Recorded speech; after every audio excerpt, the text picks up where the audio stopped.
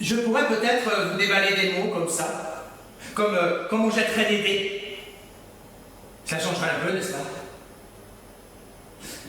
À votre choix. Vous prenez ce que vous voulez. Allez, ne faites pas la fine oreille. Vous avez bien mon chouchou. J'ai une idée. Je vous confie mes mots préférés et après, vous me donnez les vôtres. D'abord,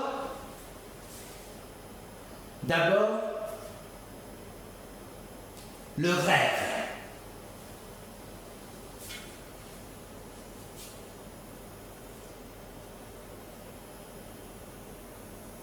Quel joli mot, n'est-ce pas? Et puis qui sonne bien. Moi, cela me fait penser à des ailes. À des ailes et à des ciels. Un ciel mauve pour l'aube, orange pour le crépuscule. Le rêve. Voilà que ce qui fait l'homme. L'homme est un animal rêveur. Rêve diurnes et nocturnes. Rêve qui vous embarque vers d'autres terres, des terres sismiques, friables, légères. Rêve comme des terrains vagues où l'on trouve des trésors insoupçonnés, des messages perdus dans la nuit des temps, des ruines qui ne demandent qu'à revivre.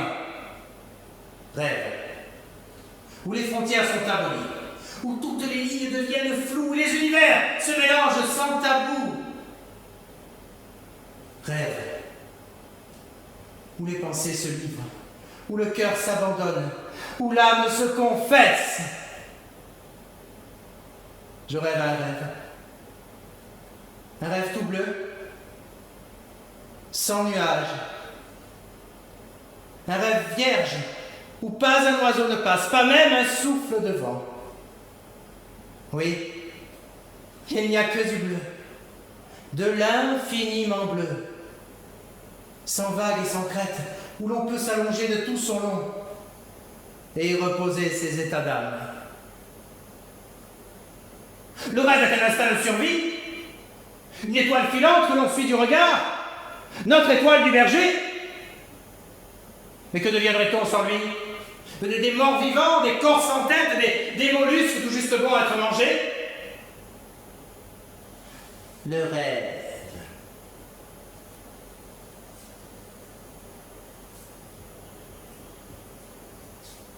Fait tourner la terre et parfois la tête.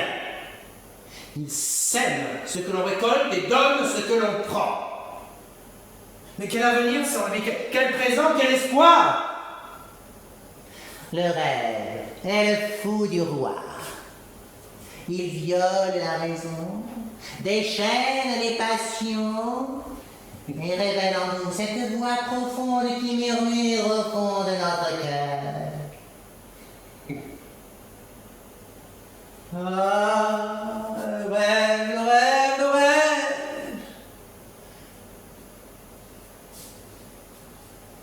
Quand ce mot est là, dans votre bouche, il faut le savourer, le déguster, le caresser du bout de la langue et puis le laisser partir.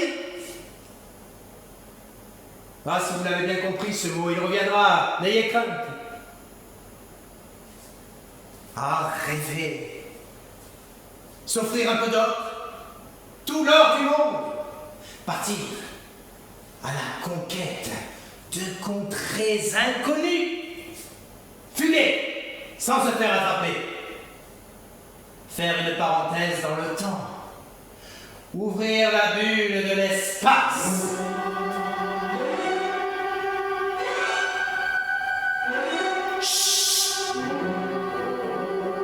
Vous entendez? C'est le galop de chevaux, les chevaux de lumière. Ils soulèvent la poussière, font voler les atomes. Sous leurs sabots, la terre se fait toute petite et se soumet au fracas.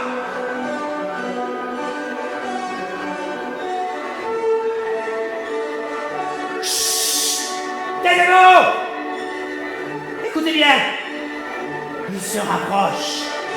Ils crépitent telle la flamme du soleil. Ils incendient à grande foulée. Ils incendient toutes les routes. Levez les yeux. Le rêve est là, tout près de nous. Il plane au-dessus de la salle, nous couvre de ses ailes. Pégase est arrivé, Pégase, avec sa constellation boréale et sa fontaine d'Hippocrène. Les muses s'habillent en étoiles et font pleuvoir des poèmes.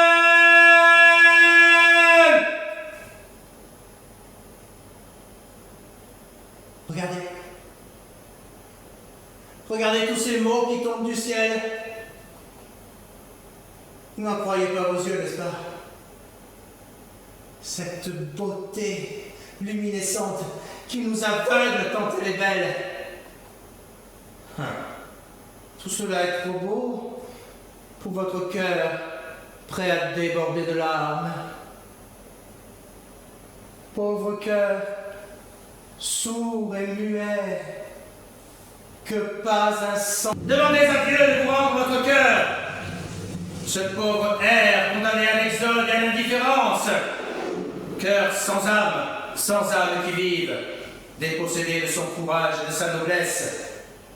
Cœur exsangue, orphelin, jeté à la fosse commune avec pour toute épitaphe des fleurs mauvaises et sans odeur. Touchez votre poitrine. C'est ça. À gauche. Plus à gauche. Et sentez les ronces qui poussent et qui percent vos doigts maculés de sang. Goûtez ce sang. Et il n'a pas de goût. Juste une couleur. Noir. Il y a de quoi se faire ascendante pour ce cœur qui a perdu la raison. Il y a de quoi avoir peur et avoir honte. Mais rassurez-vous, tout n'est peut-être pas perdu. Il suffit d'écouter la voix. Cette voix fluette qui coule comme un ruisseau au plus profond de vous. Elle murmure, elle clapote cette voix. Elle est bien vivante. Peut-être plus vivante que vous et moi. Allez, n'hésitez pas. Descendez dans les abysses. Abîmez-vous dans les cavités sombres du corps humain. Partez à la chasse de la substantifique moelle. Allez, secouez vos os avant qu'ils ne deviennent poussière et humus. Humus, tu retourneras à l'humus. Allez, c'est l'occasion parce que je vous la donne. Mais au moins vous n'aurez pas acheté vos pieds pour rien. Mais faites semblant si vous ne pouvez pas faire autrement, mais montrez-moi que vous êtes un vrai public. Un sacré public. Mais de quoi j'aurais l'air sinon?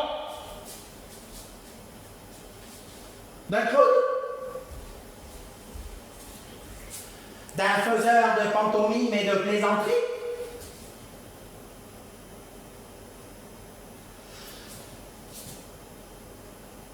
D'un fou?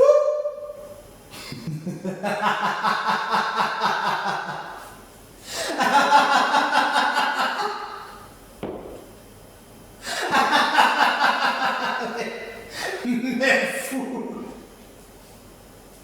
Mais je le suis déjà. Alors, accordez-moi la grâce d'être un fou, plein de sagesse.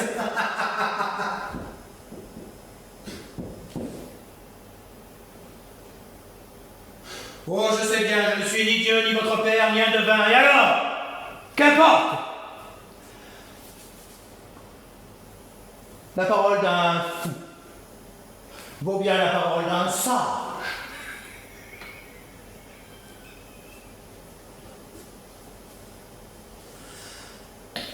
Un sage. Cela aussi sonne bien. Et puis ce mot fond dans la bouche, comme